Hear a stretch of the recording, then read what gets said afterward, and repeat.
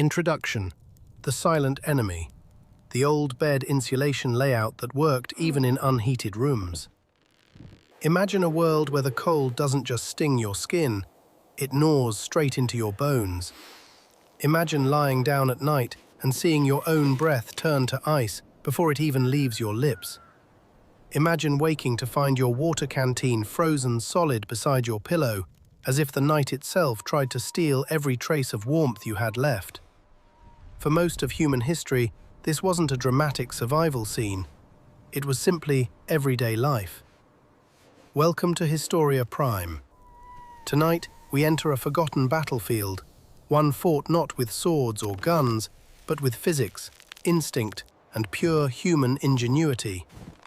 It is the quiet war against the most relentless enemy humanity has ever faced, the cold.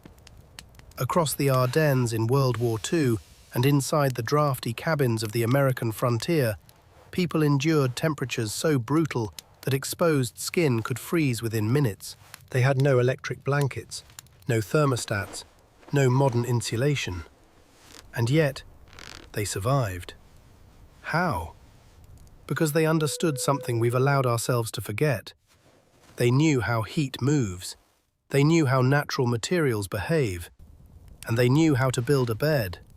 A simple, clever bed setup that could keep them alive even in rooms cold enough to extinguish a candle. Tonight, we rediscover that secret. It's called the old bed insulation layout, a low-tech, high-power system of elevation, layering, and trapped air that warmed pioneers, soldiers, and entire families through the cruelest winters. Why should this matter to you? Because whether you camp, prep, or simply live in a place where winter storms can knock out power, these forgotten tricks can change how you stay warm, using nothing but the materials around you. The past already solved problems we think are modern. So, are you ready to outsmart the cold the way our ancestors did? Let's step into the history of the warm bed. Part 1. The ground is a heat thief. The science of elevation.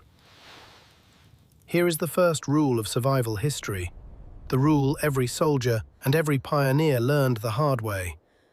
The ground is your enemy. We often blame the cold air for freezing us, but physics tells a different story. The real killer is conduction, the relentless movement of heat from warm to cold. And when you lie down on a cold floor or frozen earth, you become a 100-watt biological heater trying to warm up the entire planet. And the earth always wins. During brutal World War II campaigns, soldiers who slept directly on snow or frozen soil weren't just uncomfortable, they were losing heat faster than their bodies could replace it.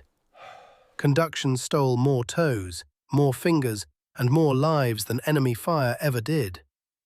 The frost didn't need bullets, it only needed contact. So history found a solution, and it was brilliantly simple. Move up. Elevate yourself. Get off the ground. Have you ever wondered why old beds were built so high, almost absurdly tall by modern standards? That wasn't decorative flair, that was survival engineering. Cold air is heavy. It sinks and settles on the floor like a silent pool of ice. But even lifting yourself just a foot above the ground puts you into a warmer layer of air that your body can heat, air that can actually hold warmth instead of draining it away. And beneath you, the empty space becomes a shield, a pocket of dead air, still and unmoving, acting as a natural barrier between your body and the cold earth. In the 19th century, pioneers knew this instinctively. Cabin floors often froze solid in winter, so solid that mothers would stand on blocks of wood just to keep their feet from going numb while doing chores. And when they slept, they used raised wooden frames, rope beds, even benches, anything to get their bodies away from the frozen ground below. And here lies the lesson for us today. If you're ever stuck in the cold, whether in a blackout, a wilderness camp, or a drafty room in winter, don't make the modern mistake of piling blankets on top while ignoring what lies beneath you. Insulate the bottom, add a thick pad, stack spare clothes, use straw, pine boughs, or even a pile of cardboard. 1 inch of insulation under you is worth 3 blankets over you. Because warmth isn't just about what covers you, it's about what steals your heat before you even notice it's gone. Part 2. Straw, the secret weapon of World War II. Now let's turn to one of the most unlikely heroes in the history of winter survival, a material so common and so humble that most people walk past it without a second thought. Yet it saved entire battalions when nothing else could. That hero was straw. During the brutal Russian winters and throughout the Battle of the Bulge, soldiers discovered a terrifying truth. Wool blankets could freeze, sleeping bags could turn stiff as boards, and once wet, even the best military gear trapped cold instead of warmth. In temperatures plunging to -30 degrees, that difference meant life or death. So the soldiers looked not to factories or supply lines, but to the barns, because straw, ordinary, yellow, dusty straw, is nature's hidden high-tech insulation. Why? Because every stalk of straw is hollow. Inside each one is a tiny chamber of trapped air, and trapped air is one of the most powerful insulators on Earth. Unlike soft blankets that collapse under body weight, straw holds its shape. It resists compression. It keeps those precious pockets of warm air intact. And with that simple insight, the palliasse returned. Pioneers had used it centuries earlier, and now soldiers stitched their own. A rough cloth sack stuffed tightly with straw or corn husks. They laid 6, sometimes 8 inches of it beneath their bodies. And what they created was nothing short of astonishing. A thermal barrier so effective that a man could sleep on snow and wake up warm. Just imagine yourself as a soldier on the Eastern Front. The wind howls like a living thing. Frost creeps across your coat. The world is white, dead, silent. Those who ignored the straw froze. Toes lost, fingers gone, lives cut short. But the ones who listened to nature, who stuffed straw into their boots, packed it into their coats, filled their bedding with it, they lived. They endured nights the cold tried to kill them. They saw the spring. And here's the question I want you to sit with. In our modern world, filled with synthetic fibers, engineered fabrics, and high-priced gear, have we forgotten the ingenious simplicity of using what's right in front of us? Sometimes survival isn't about new inventions. Sometimes it's about rediscovering the wisdom our ancestors left behind. Part 3. The tube, beyond the sleeping bag. Forget everything you think you know about sleeping bags, because during World War II, soldiers discovered something that outperformed almost every modern design. They called it simply the tube, and it became one of the most reliable, life-saving sleeping systems ever used in the frozen hell of winter warfare. The problem with a sleeping bag is simple. The moment you move, you lose heat. Seams leak, insulation compresses, warm air escapes, and in temperatures plunging to -20 and beyond, one careless shift in the night could mean the difference between waking up or not waking at all. The tube solved that problem with brutal elegance. It was nothing more than a long, insulated cylinder, open at both ends, yet it trapped heat better than almost anything the military issued. Its outer shell was heavy canvas, treated with wax or oil to shrug off snow, wind, and freezing moisture. Inside, the lining was pure wool, the gold standard of natural insulation. Wool stays warm even when wet, and unlike modern synthetic fills, it doesn't collapse under pressure. It keeps breathing, it keeps insulating, it keeps you alive. But the real genius lay in the physics. A soldier would crawl into the tube with his greatcoat still on, letting the overlapping layers of wool, canvas, and insulated fabric create a sealed chamber of warm air around the body. It worked exactly like the burrow of a small animal, tight, layered, sheltered, and incredibly efficient at conserving heat. And there were tricks. A seasoned soldier would place his empty pack at the bottom as a footstop, keeping the tube from twisting or collapsing during the night. And when temperatures plunged below -20, they didn't panic. They stacked 2 tubes together, creating a double-walled cocoon capable of withstanding cold that could kill a man in less than an hour. The best part? You can recreate the same principle today without spending $1 on high-tech gear. All you need is a wool blanket and a canvas tarp. Wrap them into a long cylinder, crawl inside, and you've built your own micro-environment. One that doesn't need electricity, batteries, or zippers to keep you warm through the night. Sometimes survival isn't about having the latest equipment. Sometimes it's about rediscovering the designs that worked long before technology tried to replace them. Part 4. The Art of the Cozy Envelope. Pioneer Bedding. Now let's leave the battlefield for a moment and step into the quiet world of the pioneer home, where families faced winters every bit as deadly as any front line. Picture a drafty log cabin, its walls breathing cold air through every gap, the wind howling like a living creature outside. Inside, a single fire glows faintly in the hearth, and yet somehow entire families, children, elders, everyone, made it through the night without freezing. How did they do it? They mastered what I call the art of the cozy envelope, a beautifully simple, scientifically brilliant method of turning a freezing room into a survivable space. It begins with understanding insulation itself. Heat retention is measured in units called clo. 1 clo is enough to keep you comfortable at about 21 degrees Celsius. But to survive in a room hovering around 0, you need roughly 4 clo. That's not just a blanket or 2, that's layers thick, heavy, carefully arranged layers.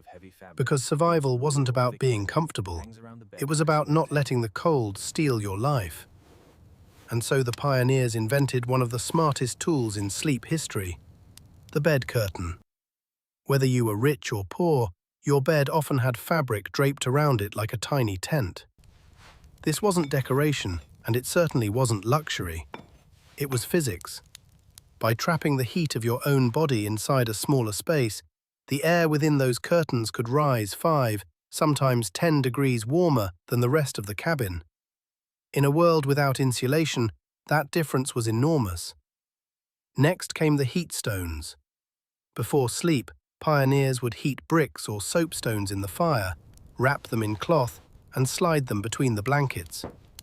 This was the 18th century version of a hot water bottle, and it worked brilliantly.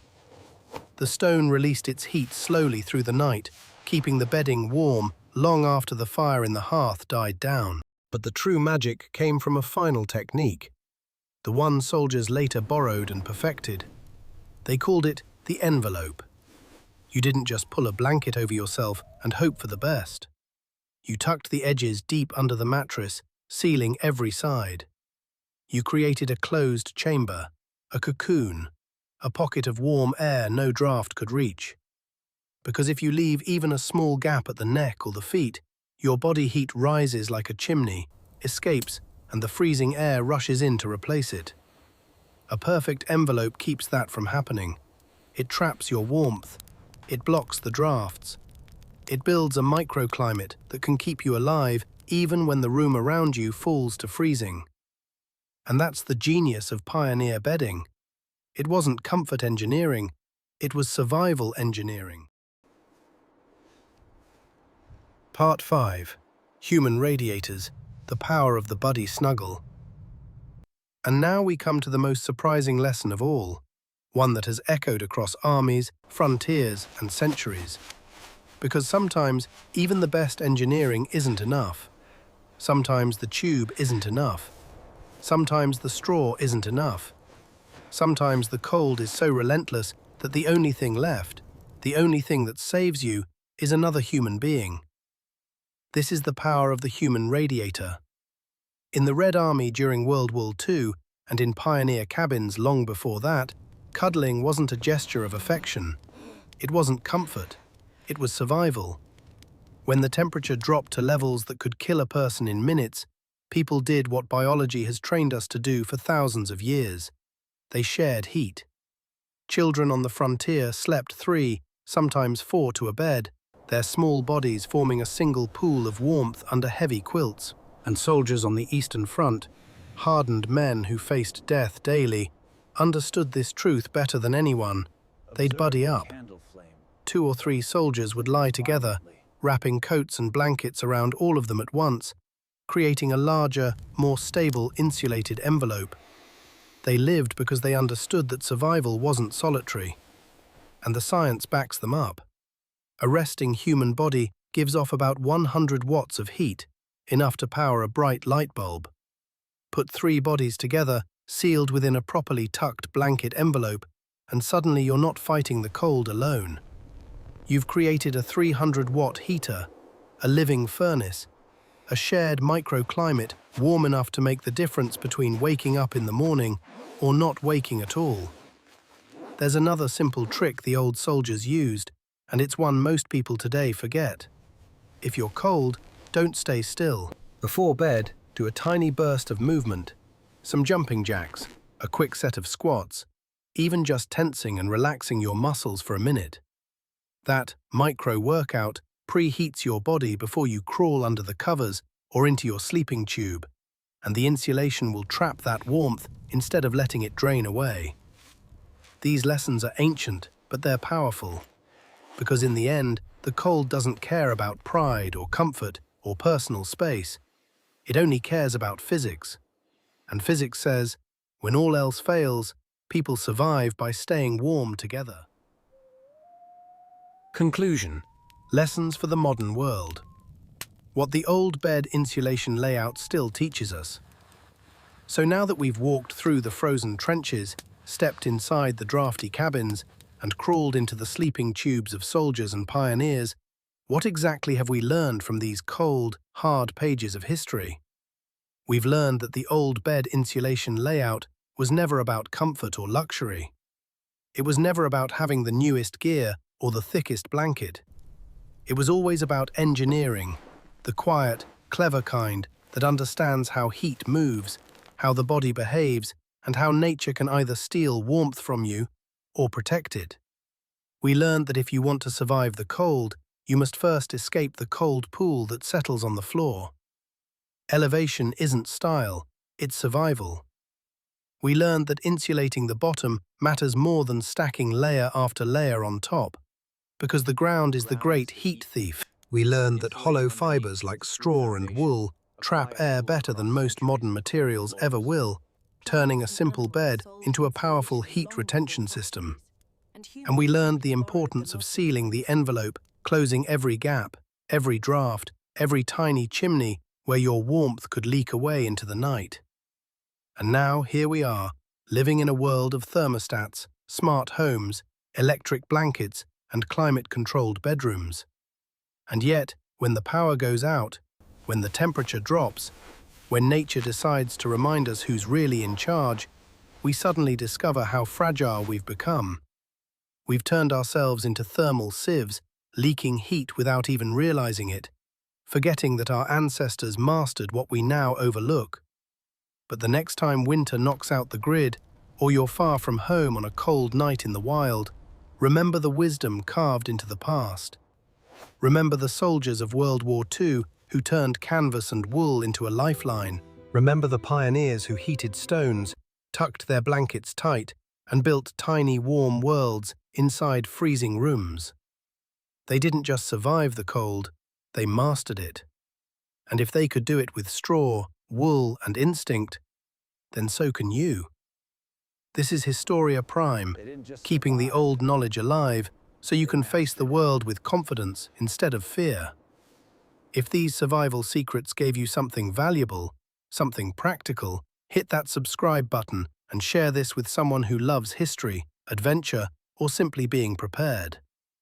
And now, one question for you. What's the coldest night you've ever experienced, and how did you stay warm? Share your story below. Someone else might learn from it. Stay warm, stay curious, and I'll see you in the next deep dive.